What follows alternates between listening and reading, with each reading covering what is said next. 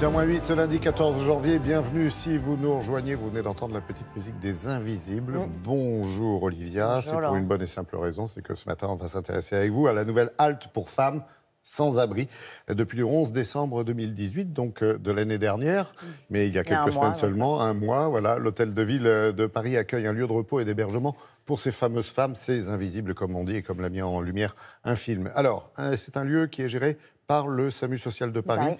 Et preuve que l'on peut lutter contre la grande précarité et l'exclusion en ouvrant des lieux, j'allais dire beaux, prestigieux, presque, et surtout chaleureux à ceux qui en ont le plus besoin. La preuve en est faite, c'est tout nouveau d'ailleurs. Hein. Ben oui, c'est tout nouveau et ce lieu se trouve dans les prestigieuses salles des Prévost et des Tapisseries. Donc vraiment, on rentre dans la mairie de Paris, voilà, on est tout de suite dans ces salles. En fait, pendant la nuit de la solidarité l'année dernière, qui est une nuit pendant laquelle on recense le nombre de personnes à la rue, on s'est rendu compte que 12% des personnes à la rue étaient des femmes.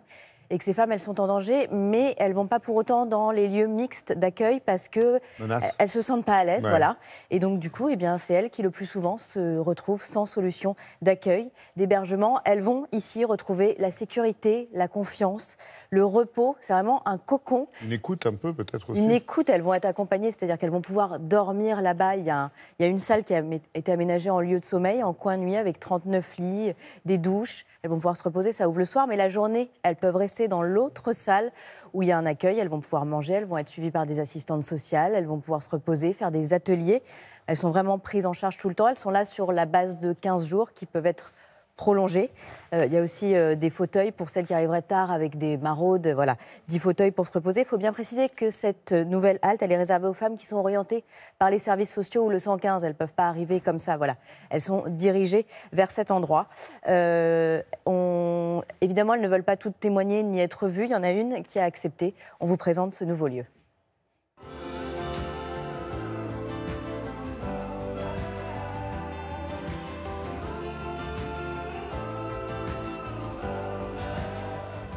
Je pense que l'idée de dire accueillons ces femmes qui ont besoin et accueillons-les dans un lieu comme un hôtel de ville, bien sûr, c'est un symbole qui est fort. Ce qui est intéressant, c'est que c'est un lieu de mise à l'abri où on veut que les dames se sentent en sécurité et où on veut qu'après elles puissent rebondir sur ce qui les attend de la suite de leur vie, en fait, qu'elles puissent poursuivre un parcours de vie, même si pour certaines ça pourra être compliqué pour des raisons soit administratives, soit de maladie, soit de différents écueils qui font qu'elles se retrouvent ici aujourd'hui en tout cas. Ils prennent soin de nous, beaucoup même. Ils sont très humains avec nous. On sent vraiment qu'on est des êtres humains. Ils ne font pas de différence. Ils savent qu'on est des femmes en détresse et que tout nous manque. On est loin de nos parents, on est loin de notre famille, qu'il n'y a personne pour nous. Ils font tout pour nous. Bonjour, vous allez bien?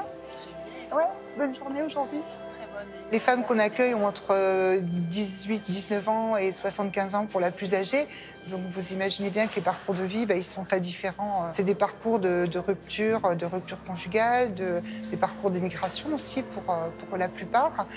Des parcours aussi de précarité dans un logement qu'elles ont perdu ou de séparation. Enfin, c'est des parcours de rupture en tout cas.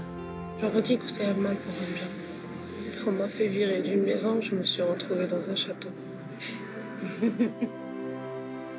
Le lieu leur apporte l'apaisement, ça c'est évident. Enfin, je crois qu'elles ont toutes le sourire, elles sont plutôt attentives les unes envers les autres.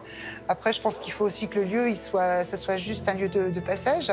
Donc à nous aussi de faire en sorte que le lieu il soit attractif, il soit chaleureux, mais qu'il soit aussi un lieu qui leur permette de rebondir. Je sais que chacune de nous a vécu une situation très difficile. On se comprend.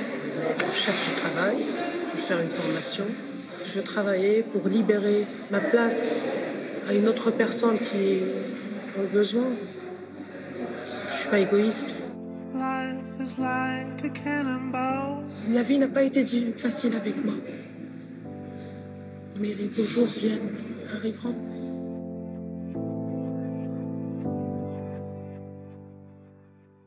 Olivia, merci. Avec une nouveauté aujourd'hui. À partir d'aujourd'hui, effectivement, il y aura en plus un accueil de jour pour un suivi social, médical, administratif, en plus des 39 femmes hébergées jour et nuit. C'est bien que les lieux de la République servent aussi à ça. Et toc, merci beaucoup.